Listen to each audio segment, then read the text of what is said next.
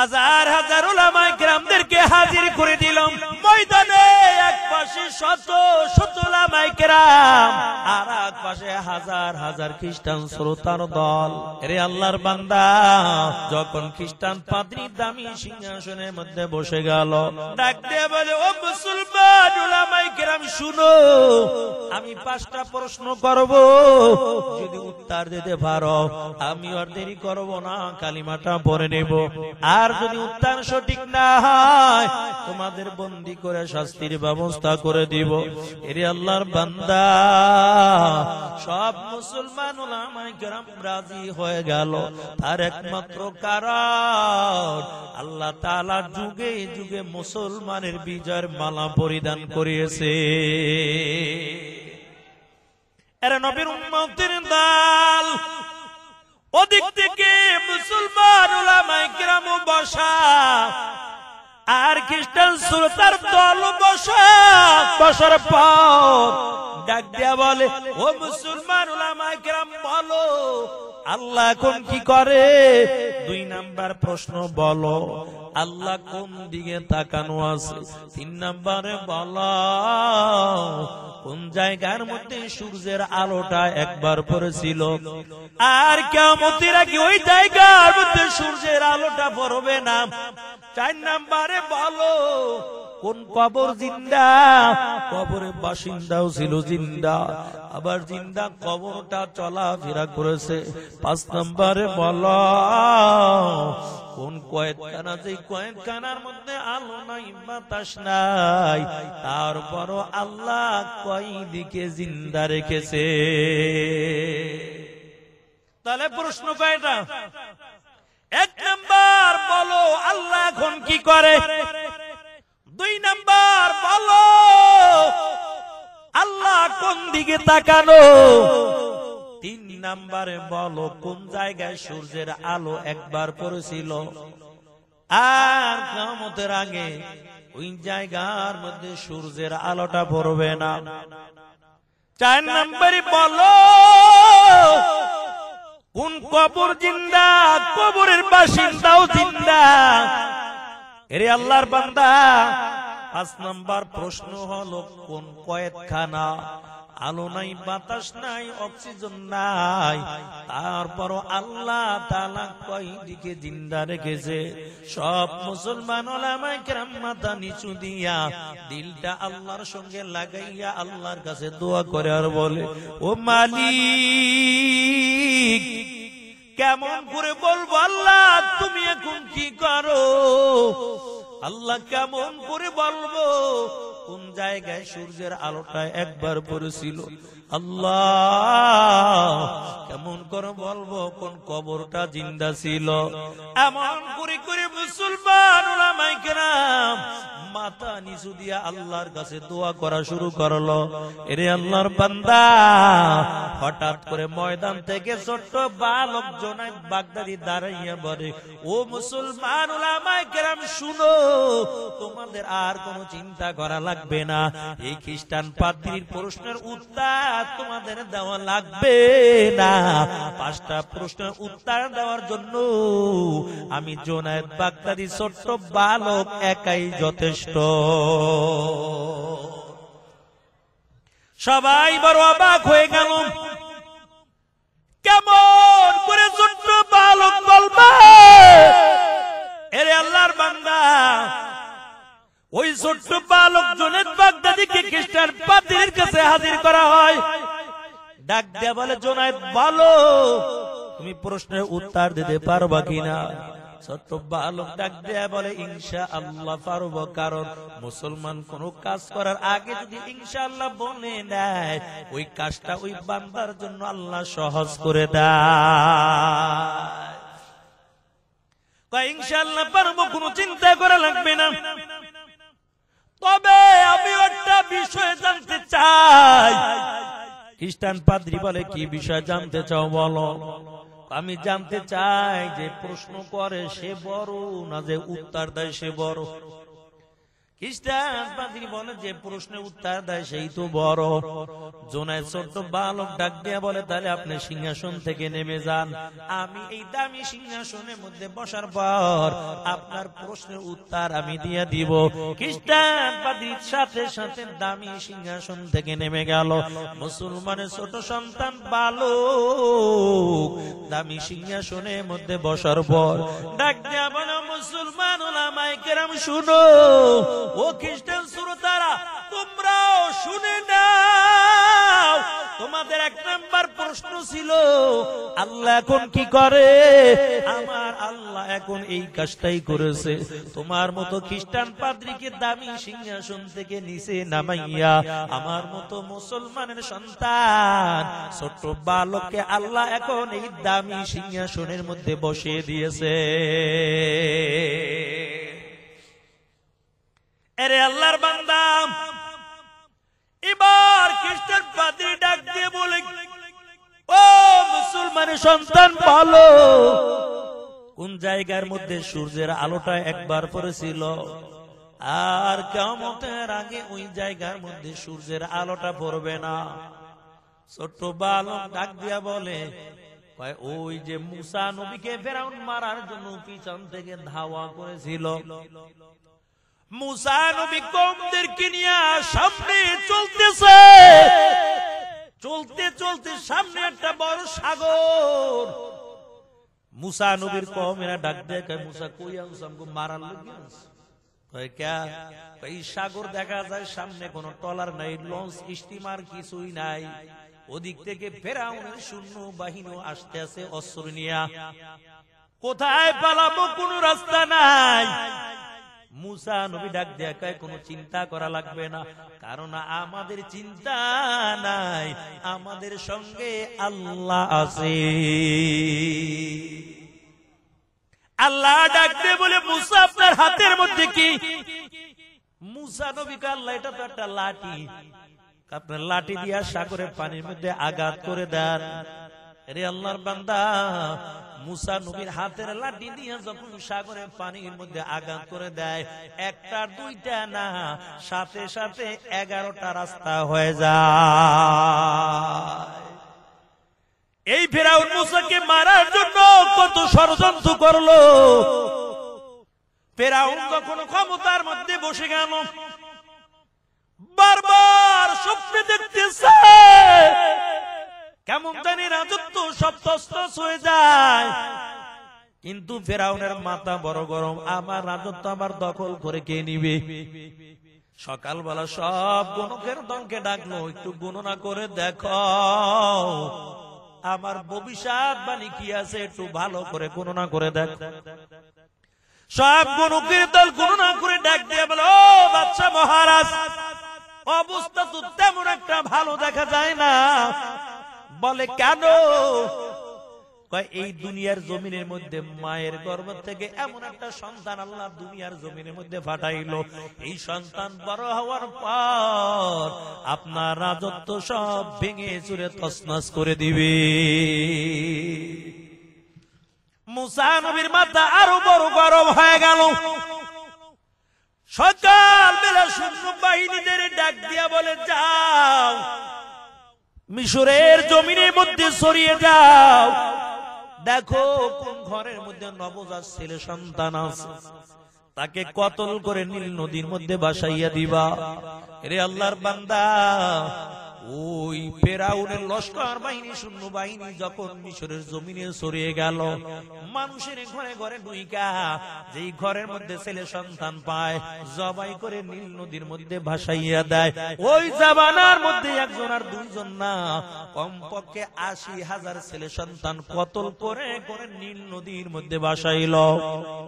ফেরাউন আমার গণকের দলকে ডাক দিয়ে বলে, দেখো ওই আমার শত্রু আছে না, দুনিয়ার থেকে বিদায় হয়ে গেল। আবার গণকের দল গণনা করে ডাক দিয়ে, ও বাদশা মহারাজ, না না, যাকে মারার জন্য ৮০,০০০ মাসুম বাচ্চা কতল করলাম, ওই মাসুম বাচ্চা এখনো দুনিয়ার জমিনে আল্লাহ তাআলা তাকে বাঁচাইয়া রাখছে, তাকে এখনো মারতে পারেন নাই। ওই মাসুম সন্তান এখনো দুনিয়ার জমিনের অধিক থেকে ফিরাউনের মাথা বড় গরম হয়ে গেল। ডাক দিয়ে বলে, এর সৈন্যবাহিনী চলে যাও, দেখো কার ঘরের মধ্যে নবজাত শিশু আছে। হাঁটতে হাঁটতে হাঁটতে হাঁটতে সকালবেলা মিশরের জমিন দিয়া চলতে চলতে মুসা নবীর বাড়ির দিকে রওনা। মুসা নবীর একটা বোন ছিল, নাম ছিল মরিয়ম। ওই মরিয়ম যখন বাড়ির সামনে চলে যায়, নজর করে দেখতে পায় ফেরাউনের সৈন্য বাহিনী মুসা নবীর বাড়ির দিকে আসতেছে। মরিয়ম একটা দৌড় দিয়া ঘরের ভিতর ঢুকে গেছে। ডাক দিয়ে বলে, মা, আজকে বুঝি আমার ভাই মুসাকে বাঁচানো আর সম্ভব হবে না। মুসা নবীর মা ডাক দিয়ে বলে, রে মরিয়ম, কেন এমন কথা বলো? ওই যে নজর করে দেখেন ফেরাউনের সৈন্য বাহিনী আসতেছে, আমার ভাই মুসাকে যদি পায় তাহলে কতল করে নীল নদীর মধ্যে বাসাইয়া দিবে। মুসা নবীর মা একটা তাওয়া গুহার মধ্যে গর্তের মধ্যে দিয়া তাওয়ার উপর রুটি বাজতেছিল। আরে আল্লাহর বান্দা, ওদিক থেকে মুসা নবীর মা বড় দিলের মধ্যে পেরেশানি, মুসাকে কোথায় লুকাইব জায়গা নাই। তবে ফেরাউনের সৈন্য বাহিনী মুসা নবীর বাড়ির কিনারায় চলে আসলো। মুসা নবীর মা মুসাকে বুকের মধ্যে চড়াইয়া একবার সামনে যায়, পিছনে যায়, একবার ডানে দৌড়ায়, একবার বামে দৌড়ায়, আর আসমানের দিকে তাকাইয়া বলে, মালিক, কেমন করে আমার মুসাকে বাঁচাইবো বলো। আয় আল্লাহ, ওই ফেরাউনের সৈন্য বাহিনী যদি আমার সন্তান মুসাকে দেখতে পায়, আল্লাহ, আমার সন্তান মুসাকে কতল করে নীল নদীর মধ্যে বাসাইয়া দিবে। আয় আল্লাহ, তুমি আমার মুসাকে তুমি বাঁচাও। এমন করে করে মুসার মায়ের দিলের মধ্যে পেরেশানি বেড়ে যায়। হঠাৎ করে একটা গাইবি আওয়াজ ডাক দিয়ে বলে, ও মুসার মা, তোমার চিন্তা করা লাগবে না, যেই চুলার মধ্যে তাওয়া দিয়া রুটি বাজতেছো, ওই চুলার মধ্যে মুসাকে দিয়া আগের মতন রুটি বাজার ভান ধরে বসে থাকো।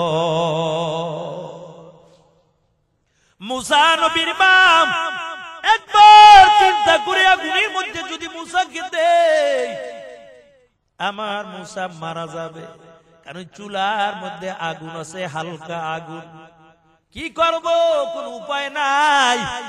হঠাৎ করে ফেরাউনের সৈন্যবাহিনী ঘরের কিনারায় হাজির হয়ে গেল। মুসার মা চুলার উপর থেকে তাওয়াটা সরাইয়া চুলার মধ্যে দিয়া আমার আগের মতন তাওয়া দিয়া রুটি বাজার ভান ধরে বসে আছে। ঘরের মধ্যে ফিরাউনের সৈন্য বাহিনী ঢোকার পর ভালো করে খুঁজে দেখলো, না না, এই ঘরের মধ্যে কোনো নবজাত সন্তান নাই। আবার যখন ঘর থেকে বের হয়ে গেল, রে আল্লাহর বান্দা, মুসা নবীর মা মরিয়মকে ডাক দিয়া বলি, রে মরিয়ম, একটু জলদি করে পানি আনো, এই চুলার আগুন বন্ধ করে দেখো তোমার ভাই আছে না মারা গেছে। মরিয়ম যখন চুলার মধ্যে পানি দেয়, এই চুলার নিচে থেকে মুসা নবীর কান্নার আওয়াজ ভেসে উঠে যায়। কাঁদে রে কুদরত দারি মান কামাল, আন্তা রব্বি আন্তা হাসবি জুল জালাল, তুহি কাদের জলিলুল্লাহ জাহাদার, বহর হালে তুহি মেরা নিগাদার। এর নবীর উম্মতের দাল, মুসাকে যখন চুলার ভিতর থেকে উঠানো হয়, মুসা নবীর মা মুসাকে বুকের মধ্যে জড়াইয়া গালে চুম্বন দেয়, বুকের মধ্যে জড়াইয়া নিয়ে তেলের মধ্যে বড় শান্তি পায়। কিন্তু যখন রাত্র হয়ে গেল, এখন দিলের মধ্যে আবার একটা পেরেশানি বেড়ে যায়, আইরে আগামীকাল আমার যদি ফেরাউনের সৈন্য বাহিনী আমার বাড়ির মধ্যে আসে আর যদি মুসাকে দেখতে পায় আমার সন্তানকে আর দুনিয়ার জমিনের মধ্যে জীবিত রাখবে না। এরে আল্লাহর বান্দা, মুসা নবীর মা চিন্তা করতে করতে হঠাৎ করে ঘুমিয়ে গেল। আল্লাহ স্বপ্নের মাধ্যমে দেখায় আর বলে, ও মুসার মা, তোমার কোনো চিন্তা করা লাগবে না, তুমি একটা সিন্দুক বানাও, কারণ ওই ফেরাউন মুসাকে মারার জন্য আজকে যত চেষ্টা করতেছে, আমি মুসাকে ফেরাউনের ঘরের মধ্যে নিয়া ওই ফেরাউনের ঘরের লালন পালন করে তারপরে মুসাকে বড় করব। আরে আল্লাহর বান্দা, সকালবেলা মুসা নবীর মা মিস্ত্রি খুঁজতেছে কেমন করে সিন্দুক বানাইব, কিন্তু দিলের মধ্যে একটা পেরেশানি বাইরে গেছে। হঠাৎ করে কে যেন বাড়ির সামনে থেকে হেঁটে যায়, কাদের মধ্যে একটা গাঠুরি নিয়া আর ডেকে ডেকে বলে, ও বাড়িওয়ালার দল, বলো কি আসো, আমাকে দিয়ে সিন্দুক বানাইবা, আমি ভালো একজন মিস্ত্রি, ভালো দামি দামি সুন্দর সিন্দুক বানাইতে পারি। আওয়াজটা যখন মুসা নবীর মায়ের কানের মধ্যে চলে গেল, মুসা নবীর মা ডাক দিয়ে বলে, যুবক আমার বাড়ি আসো, আমাকে একটা সিন্দুক বানাইয়া দাও, কারণ আমার মুসাকে সিন্দুকের মধ্যে বইরা নীল নদীর মধ্যে আমি ছেড়ে দিব। তবে যুবক, সিন্দুক বানাইব, কাঠ তো আমার কাছে নাই, লোহা আমার কাছে নাই, কি দিয়ে সিন্দুক বানাইব বলো? ওই লোকটা ডাক দেয়া বলে, মুসার মা, তোমার কোনো চিন্তা করা লাগবে না, সিন্দুক বানানোর জন্য যা কিছু দরকার সব কিছুই আমার গাঠির মধ্যে রয়েছে, তবে একটু তুমি নীল নদীর থেকে পানি নিয়ে আসো।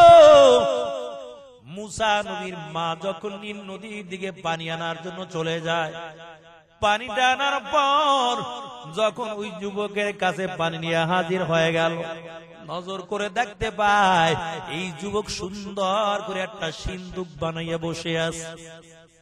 মুসা নবীর মা ডাক দিয়ে বলে, যুবক কেমন করে এত তাড়াতাড়ি সিন্দুক বানাইছো? দুনিয়ার কোন মানুষ তো এত তাড়াতাড়ি সিন্দুক বানাইতে পারে না, কেমন করে এত তাড়াতাড়ি তোমরা সিন্দুক বানাইলা? এরে যুবক, তোমার কাঠের দাম কত, লোহার দাম কত? যুবক ডাক দেয়া বলে, মুসার মা, তোমার কোনো চিন্তা করা লাগবে না, কাঠের দাম লাগবে না, লোহার দাম লাগবে না, এই সিন্দুক আমি তোমাকে হাদিয়া দিয়া গেলাম। মুসা নবীর মা ডাক দিয়া বলে, যুবক কম পক্ষে হলে তোর কাঠের দামটা নিয়ে যা। এই কথা বলে যখন ঘরের মধ্যে টাকা আনার জন্য চলে যায়, আয়েশা নজর করে দেখতে পায় এই যুবক হাঁটতে হাঁটতে অনেক দূরে চলে গেল। মুসা নবীর মা পিছে পিছে হাঁটে আর ডাক দিয়ে বলে, যুবক তোর কাঠের দামটা নিয়ে যা। কিন্তু মুসা নবীর মা 10টা কদম সামনে দেয় আর যুবক একটা কদম দেয়, 10 কদমের চেয়েও বেশি সামনে চলে যায়। হঠাৎ করে মুসা নবীর মায়ের চোখের আড়াল হয়ে যায়। তারপর মুসা নবীর মা ডাক দিয়ে বলে, যুবক তোমার কাঠের দামটা নিয়ে যাও।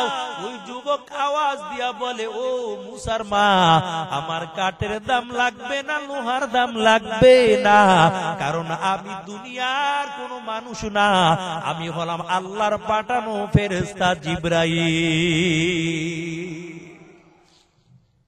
এর নবীর উম্মতের দল। তবে আমার মালিক যদি কাউকে বাঁচায়, দুনিয়ার কোন মানুষ তাকে মারতে পারে না। আল্লাহ তাআলা মুসা নবীর মাকে ডাক দিয়ে বলে, ও মুসার মা, এই সিন্দুকের মধ্যে মুসাকে ঢুকাইয়া তুমি সাগরের মধ্যে মুসাকে ছেড়ে দাও। আরে আল্লাহর বান্দা, ওই নদীর হাজার হাজার লক্ষ লক্ষ মাছগুলো সব বাসমান হয়ে আছে। কারণ মুসা নবীর সিন্দুক যখন সাগরের মধ্যে ছেড়ে দিবে, এই মাছগুলো স্বাগতম জানাইয়া ওই ফেরাউনের বাড়ির সামনে আস্তে আস্তে করে নিয়ে যাবে। এরে আল্লাহর বান্দা, তবে বলবো দুনিয়ার মধ্যে অহংকারী করবা না রে যুবক, তাকাব্বুরি করবা না। ওই খ্রিস্টান পাদ্রী ডাক দিয়া বলে, ও জোনায়েদ, তবে বলো কোন জায়গায় সূর্যের আলো পড়েছিল? জোনায়েদ বাগদাদি ডাক দিয়া কয়, ওই মুসাকে ফেরাউন মারার জন্য যখন ধাওয়া করেছিল আর হাতের লাঠি দিয়া যখন সাগরের পানির মধ্যে আঘাত করে দিয়েছে, ওই পানিটা দুই দিকে ভাগ হইয়া মাঝখানে যখন রাস্তা হয়ে যায়, ওই জায়গার মধ্যে সূর্যের আলো একবার পড়েছিল, আর কিয়ামতের আগে ওই জায়গার মধ্যে সূর্যের আলোটা পড়বে না। এর নবীর উম্মতের দল এবার খ্রিস্টান পাদ্রী ডাক দিয়া বলে, ও মুসলমানের সন্তান, বলো কোন কবর জিন্দা ছিল? কবরের বাসিন্দাও ছিল জিন্দা, আবার জিন্দা কবরটা চলাফেরা করেছে। রে আল্লাহর বান্দা, ছোট্ট বালক ডাক দিয়া বলে, এটা অন্য কিছু না। ওই যে ইউনুস নবীকে যেই মাছটাই খেয়েছিল, এই মাছটাও ছিল জিন্দা। ইউনুস নবী মাছের পেটেও ছিল জিন্দা। শুধু তাই নয়, মাছের পেটেও থাইকা ইউনুস নবী দোয়া পড়ে নেয়, লা ইলাহা ইল্লা আনতা সুবহানাকা ইন্নী কুনতু মিনাজ জালিমিন।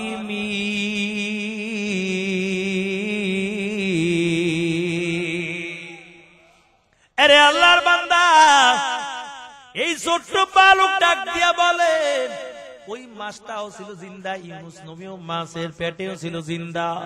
আল্লাহ ডাক দিয়া বলে, মাছ, ইউনুস নবীকে তোমার পেটের মধ্যে ঢুকানোর অনুমতি দিলাম, কিন্তু হজম করার অনুমতি আমি আল্লাহ দেই নাই।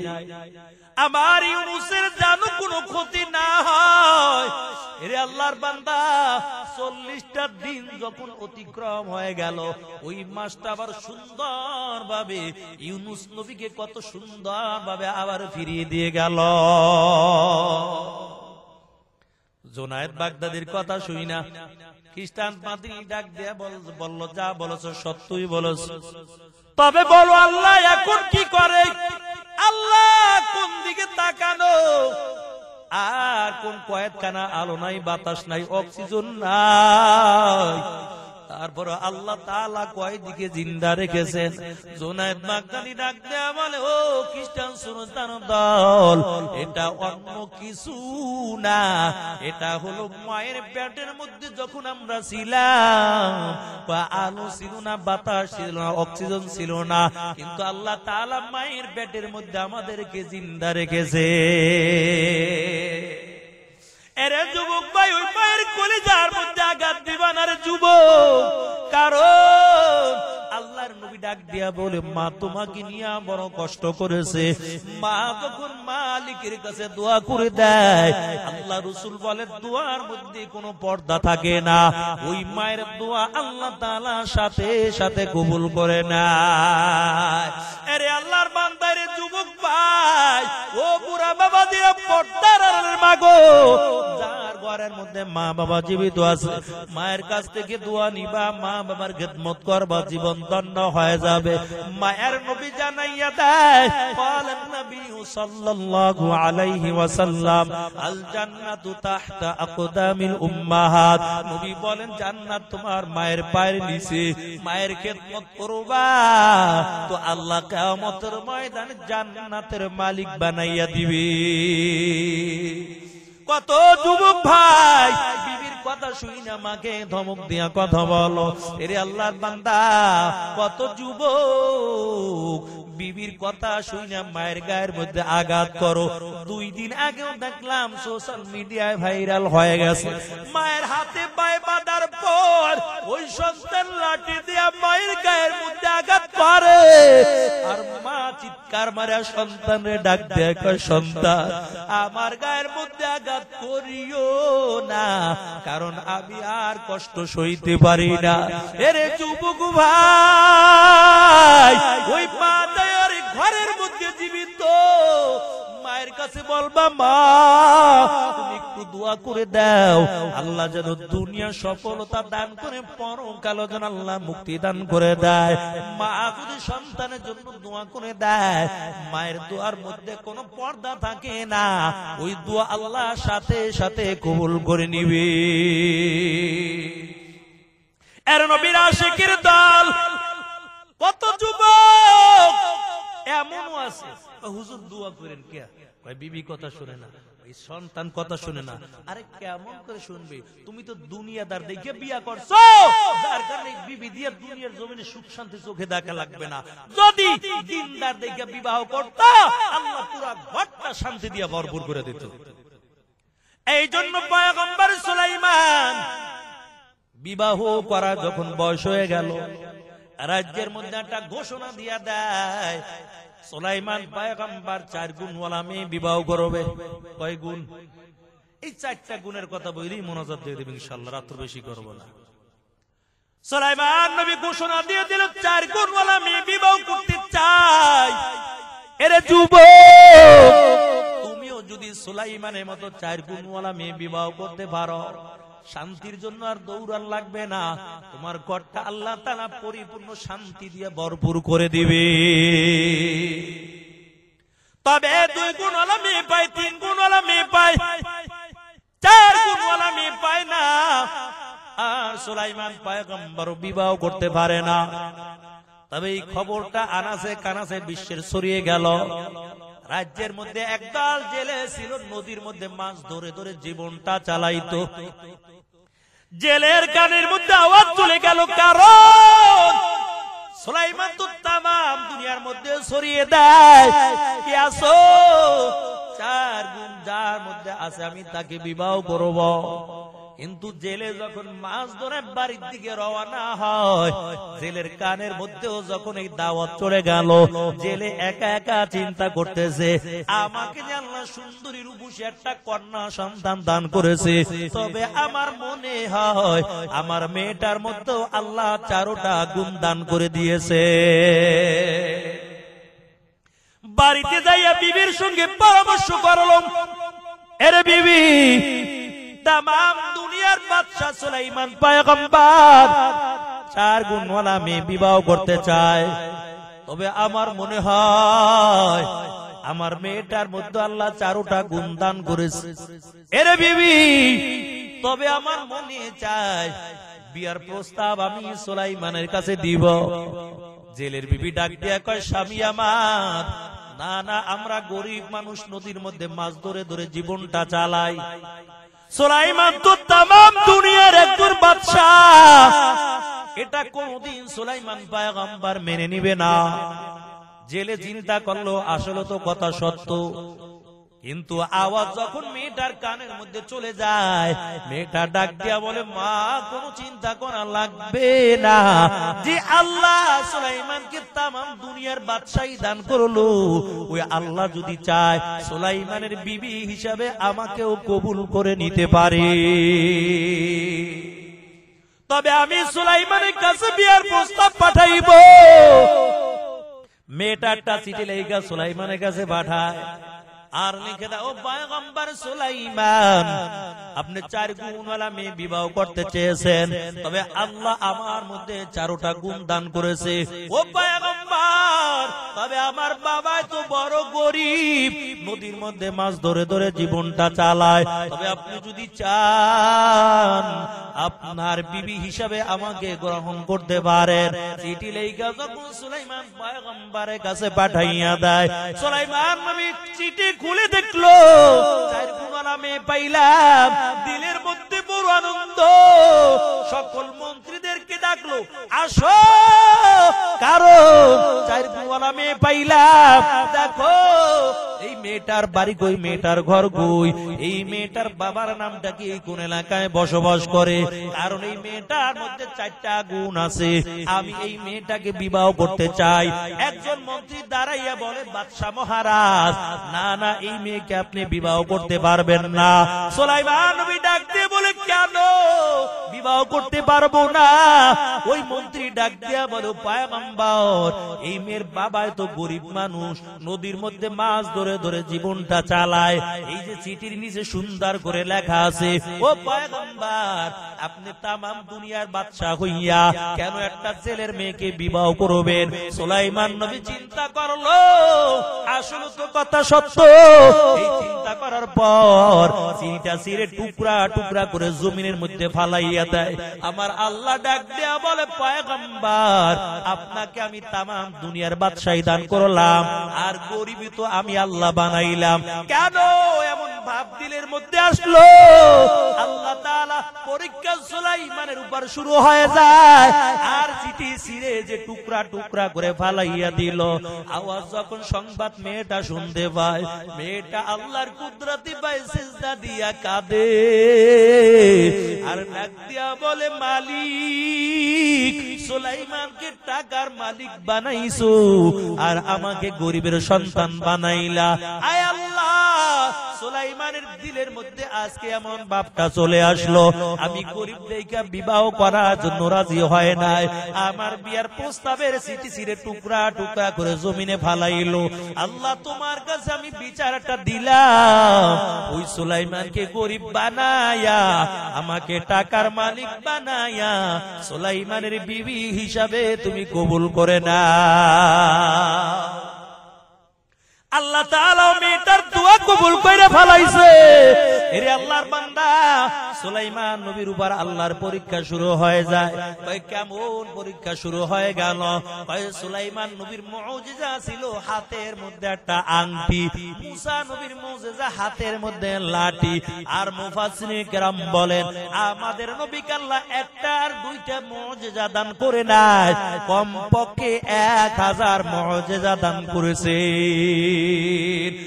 ইমামুল আউয়ালিন ওয়াল আখিরিন, বাহরে সাদাকা রাহমাতাল লিল আলামিন, সাইয়্যিদুল কাওনাইন খাতুমুল মুরসালিন, আখিরাম মুতবুদে ফখরুল আউয়ালিন, সাদা আজুদাস রাহমাতাল লিল আলামিন, মসজিদে ও সুদাহামারু ওয়াজবিন।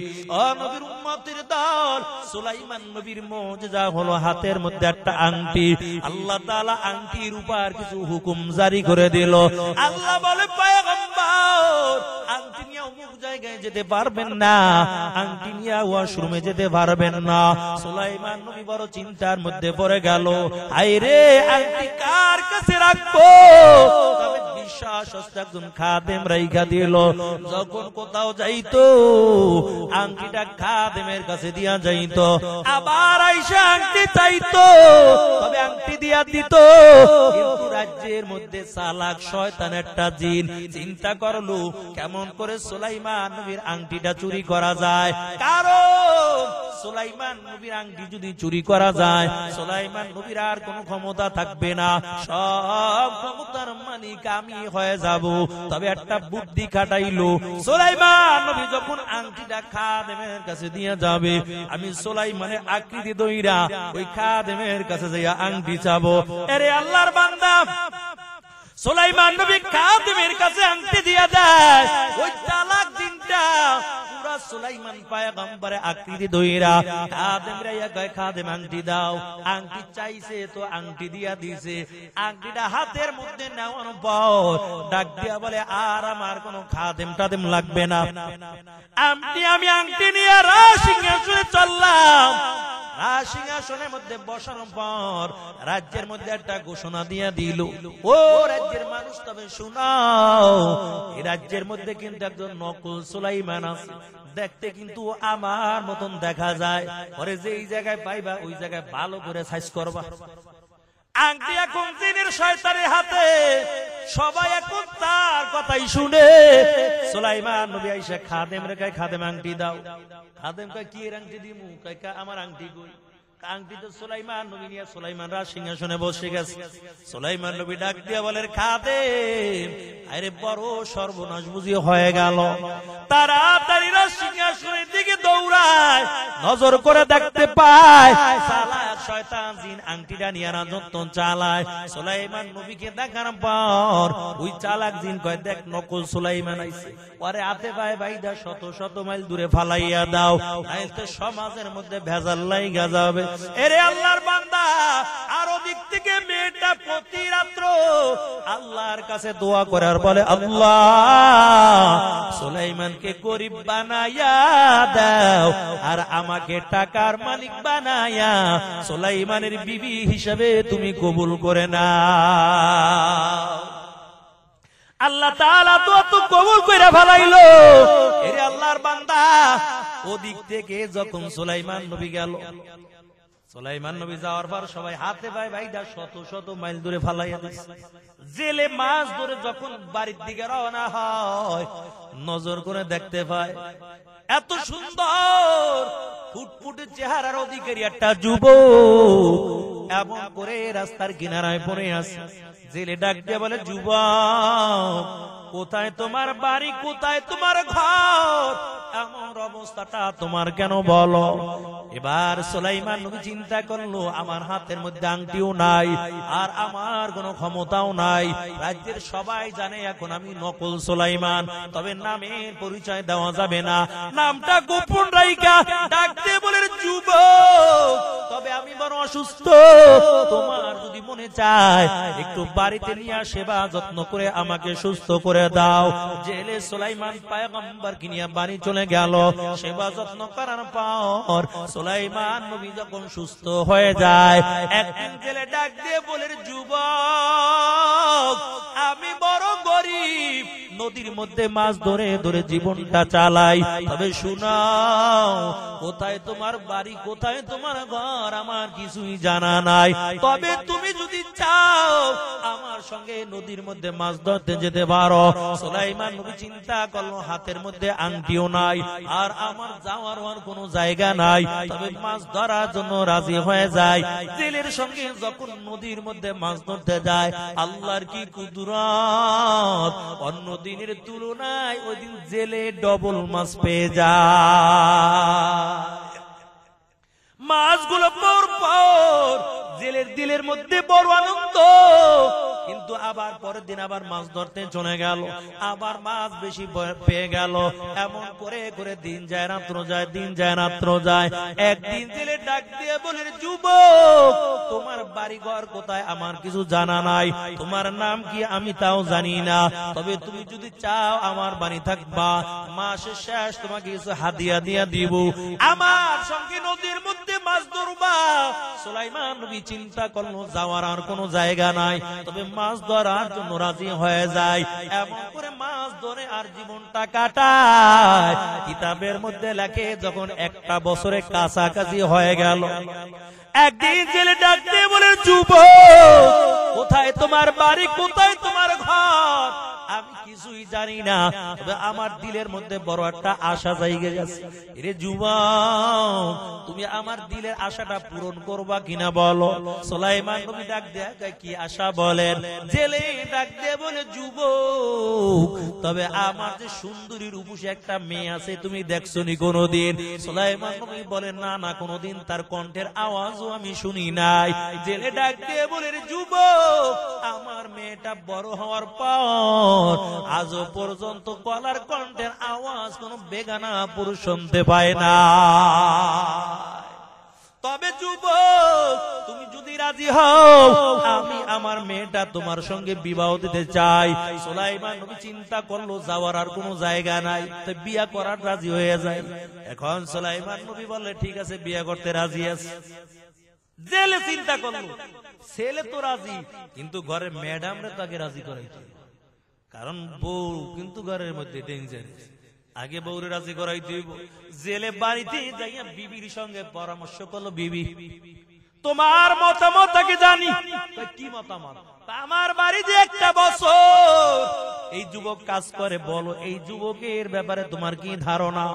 জেলের বিবি ডাক দেয়া কয়, স্বামী আমার জীবনে এত ভালো মানুষ আমার জীবনে কোনোদিন দেখি নাই, তবে আমার মনে হয় এটা আসলে একদম খাঁটি জান্নাতি বান্দা হবে। জেলে কয়, তুমিও কইলা ভালো, আমিও কইলাম ভালো, তো একটা কথা বলতে চাই, রাগ কইরো না। কয় কি কথা? আমার মেয়েটা এই ছেলের লাগে বিয়ে দিয়ে দিয়ে। ম্যাডাম ডাক দিয়ে কয়, না না আমি বিয়ের মধ্যে রাজি নেই। তুমি তো কইলা ভালো, রাজি নাই কা? এবার জেলের বিবি ডাক দেয়া, ও স্বামী আমার, এই ছেলে তো আমার বাড়ি থাকে, গরিব মানুষ, গরিবের কাছে বিয়ে দেবো ফিরলে আমি টাকাওয়ালাদেরকে বিয়ে দিব। কারণ মহিলাদের মধ্যে দুইটা জিনিসের লোভ বেশি, একটা টাকার লোভ আর একটা স্বর্ণের লোভ। এই জন্য আকাল বেলা কাজে আইনা বিবাহ হয়ে গেল। তবে আজকে বাসর রাত, কেমন করে বাসর ঘরটা সাজাবে এমন কোন ব্যবস্থা নাই। রে আল্লাহর বান্দা, ঘরের মধ্যে তেমন কোন খাবারের ব্যবস্থা নাই। জেলে চিন্তা করলো সকালবেলা মেয়েটা বিয়া দিলাম, এখন দুবার বেলা আবার কেমন করে মাছ ধরতে নিয়ে যাই, নতুন জামাই, একটু তো শরম লাগে, কিছু বলতেও পারে না। তবে আবার চিন্তা করে কেমন করে বাসর ঘরটা সাজাইব। আজকে তো আমার মেয়েটার বাসর রাত, ওদিক থেকে দেশের অবস্থা তো 12টা বেজে গেছে। কারণ একটা বছর চালাক শয়তান জিনটা আংটি হাতের মধ্যে নিয়া রাজত্ব চালায়, মারামারি কাটাকাটি হিংসা বিদ্বেষের অভাব নাই। লোকেরা চিন্তা করলো আমাদের সুলাইমান তো এমন জুলুম অত্যাচার করতে পারে না। তবে সুলাইমান নবীর একটা খাদেম জিন ছিল, খুব শক্তিশালী, মাঝে মাঝে ডাকতো। এই খাদেম জিনটা চিন্তা করলো কি ব্যাপার, একটা বছর হয়ে গেল সুলাইমান নবী তো আমারে ডাকে না, না জানি সুলাইমান পয়গম্বর আমার উপর রাগ করলো। আজকে সুলাইমানের লোকে দেখা করার জন্য ওই রাজ দরবারে চলে যাব। তবে সুলাইমান নবীর খাদেম জিনটা যখন রাজ দরবারে হাজির হয়ে গেল, রাজ দরবারে হাজির হওয়ার পর নজর করে দেখতে পায় এ তো আসল সুলাইমান সিংহাসনের মধ্যে নাই, এ তো জিনদের মধ্যে চালাক বড় একটা বাটপার বসে বসে রাজত্ব চালায়। সুলাইমান নবীর খাদেম জিনটা ডাক দিয়ে বলে, তুমি কেন ক্ষমতায়, আমগো সুলাইমান কই? এই খাদেম জিনটার আওয়াজ শুই না চালাক শয়তান জিনটাকে খাইছে, আজকে তো বসের কাছে ধরা খেয়ে গেছে, আজকে আর যাবিন নাই, তাড়াতাড়ি সিংহাসন সাইজা দিছে, দৌড় কাকে নিজের জীবনটা বাঁচাইল। সুলাইমান নবীর খাদেম জিনটাও পিছে পিছে দৌড়ায় আর ডাক দিয়ে বললাম, গো সুলাইমান কই? হঠাৎ করে নজর দিয়ে দেখতে পায় সুলাইমান নবীর আংটিটা ওই চালাক শয়তান জিনের হাতের মধ্যে দেখা যায়। সুলাইমান নবীর খাদেম জিনটা ডাক দিয়া বলে, আমগো সুলাইমানের আংটি কেন তোমার কাছে, জলদি করে আংটিটা দিয়া যাও।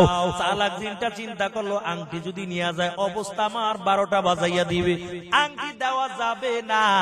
আংটিটা নিজে খুইলার সাথে সাথে নদীর মধ্যে ফালাইয়া দেয়। নদীর একটা মাছ আদার মনে কইরা আংটিটা খাইয়া ফালাইছে। আংটি যখন নদীর মাছে খায়, এই মাছের পিছে পিছে এখন হাজার হাজার মাছ দৌড়ায়। মাছে কয় কি ব্যাপার, কোন তাবিজ খাইবার কোন ভেজালে ফেললাম, এতদিন তো একলা ছিলাম, ভালোই আছিলাম, এখন যেখানে যাই ওই জায়গা খুঁড়ায় হাজার হাজার মাছগুলো আমার পিছে পিছে দৌড়ায়। এরা নবীর উম্মতের দল, মাছটা পাগলের মতো হইয়া শুধু নদীর মধ্যে ঘুরতেছে। কিন্তু দুপুর বেলা শ্বশুর আর অপেক্ষা করে, ডাক দিয়া বলে, চলো আমরা অন্য দিনের মতো আজকে নদীর মধ্যে মাছ ধরতে চলে যাব। জামাই শ্বশুর দুজনে মাছ ধরার জন্য চলে যায়। বিসমিল্লাহ বলে যখন নদীর মধ্যে জালটা ফালায়, ওই মাছটা পাগলের মতো ঘুরতে ঘুরতে জামাই শ্বশুরের জালের মধ্যে ঢুকে যায়। জালটা যখন দুইজনে মিলে উঠায়, কিতাবের মধ্যে লাগে ওই দিন দুইজনে মিলে পুরা এক নৌকা মাছ পেয়ে যায়।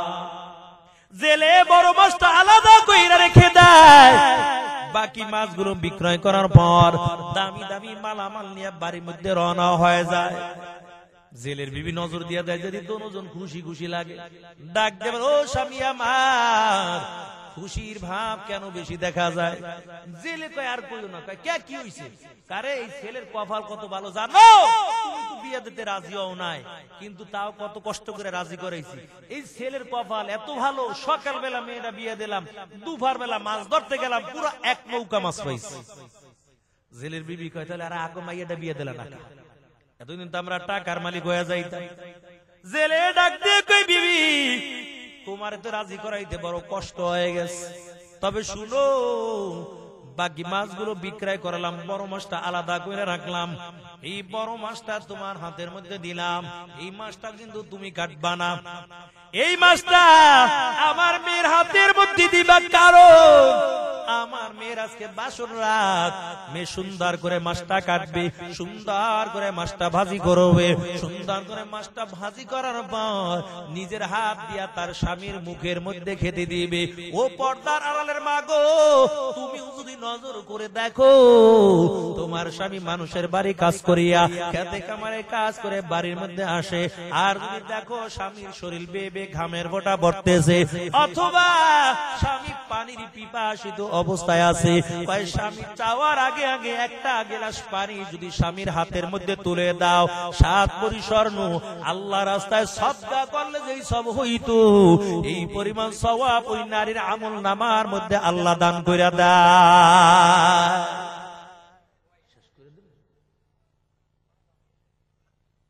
আর 5 মিনিট ইনশাআল্লাহ, খালি বাসর করে দুইজনে ঢুকাই দেব ইনশাআল্লাহ। এই আপনারা মোনাজাত দিবেন না?